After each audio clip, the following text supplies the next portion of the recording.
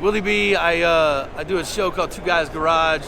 I'm a radio guy, and I've always loved cars. I've always been. I own about 7-8 Chargers, and this was really, a 9-year build that took a lot of time, a lot of patience. I basically took this car and learned how to TIG weld. That's the reason I did it. It's because I was a good MIG welder, but I never TIG welded. So the only way for me to learn how to do it is get dirty, get hands-on. So that's the reason I did it. My 1966 Dodge Charger. A lot of different sort of characteristics on the car. I was a big fan of the grille, for example. They got these shark fins. So I found a buddy with a CNC machine, and he did the same thing kind of throughout the entire car. So really, I was always a big fan of what these cars look like in the front, but these cars really, it's like the guy that skipped leg day at the gym, They really didn't finish the styling on the car. So I wanted to take the 2nd-gen Charger, that Coke bottle styling, and apply it to a 1st-gen Charger. So Hellcat power plant, it's got HEIDTs Pro G series, independent front suspension, independent rear suspension.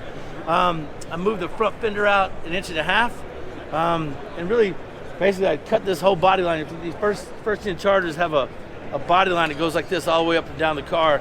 So I removed that, rounded that off, and I started piking. Basically, I put slits in it here and in here, and started moving the fender out to the point where I really liked it. And I did that on the back and then applied it to the front.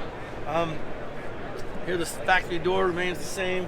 Instead of those big door handles that you find on a 66 or 7, you put your hand through. I just integrated a Challenger CUDA door handle. It worked really cool in that. So it's just I'm doing a Challenger next, and I had the door handles there, and I was like, you know what? I bet it would actually look pretty good on there. This is where I started on the car when I got it. So I got this car back in 2012. I had it for about 2 days. I gutted the whole car. I brought it in my garage, and I cut this fender off right here. From the factory, it's got this big line. It comes straight down here, right? And this whole fender is very up and down vertical. So I cut that body line here, and then I would cut a single stripe here, and then right down here. And this body line is what I really wanted to use as my move on the car. So I basically cut it, move it, and then I kept going until I got a little bit past actually 3 inches, and I brought it back to where it's 3 inches because I thought that was just about perfect. Let me get a 345 size tire. For that? Is it like a triangle or an oval, or to kind of like keep the bends possible? So no, when I cut it up here, I had little, 1 inch, 2 inch, 3 inch little steel, and I would hang it out here, and then I would use that straight cut, and I would just move it with my hand, right? And I would tack it, right that, and then I would tack it, and then once I got that shape, I was like, I'd go to the back of the car, look at it, and see, okay, does it need to come out more? And it took me a couple times before I got it all the way out 3 inches. I actually went past 3 inches and then brought it back because I thought it was a little too much. So I set it on 3 inches of movement in the fender. This being out 3 inches, coming out 3 inches, and then I filled in this from there. So basically I filled in the cell panels, it grooves this way. And then even after that, I wasn't quite done with the car styling wise.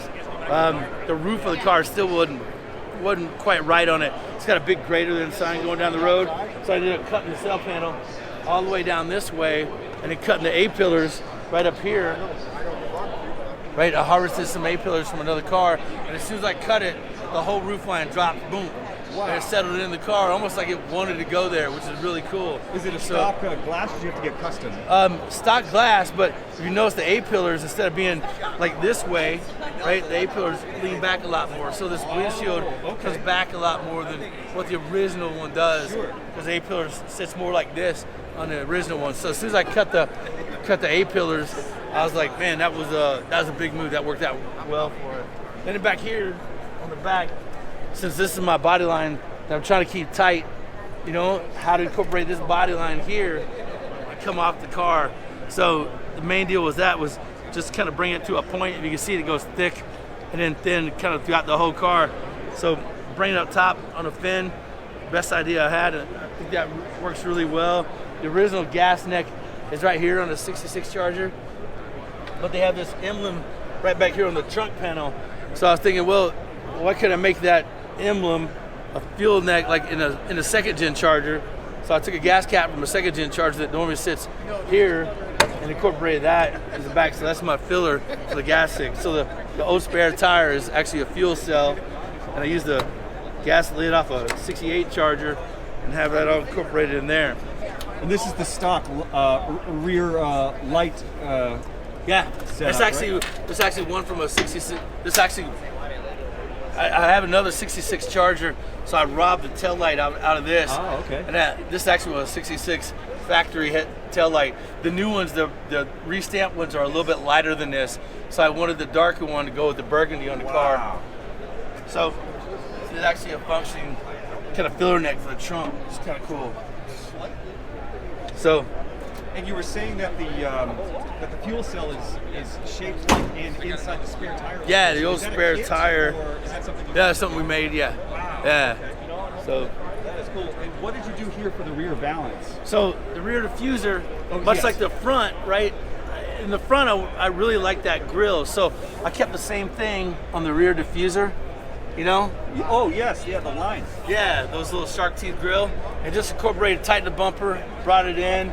Big diffuser on the back with the wing on it. It really accents that big tail light. You know, it's just a little more modern, you know, sort of look on this, and what are this older car. Here? So it's brandy wine, and it's a hyper gray with a lot of silver flake in it. And of course, underneath the car is where it really shines. It's a Heights Pro G Series, independent rear suspension. So you got half shafts in the car. Oh, independent, you know, in the back. Yeah, independent in the back and the front. So it's a real, I mean, handling wise, this car ought to straight get down. I haven't had it out on the track yet, but that's my plan to get that thing out on a road course in a time attack and really get after it. So it's been a little bit of a labor of love, but definitely something that's that's been a blast to kind of build and do over the years. Wow, so. man. This has to be one of the coolest, first-gen Chargers that I've ever seen. Yeah, So, first-gen Chargers are ugly cars. They're underrepresented because I think a lot of people just kicked them to the curb and threw them away. And but they're so narrow because they don't have the bigger hips. You know? Yeah. They don't have those. Yeah. So cool. Well, I guess they kind of do, but not the same way.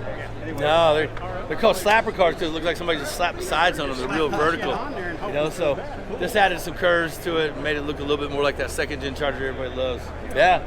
Anyway, well, thank All you about again. up. I'm sure people want to see it. I'm sure to get some more video Yeah, of man. everything. Yeah. Awesome. Thank you. Thank you.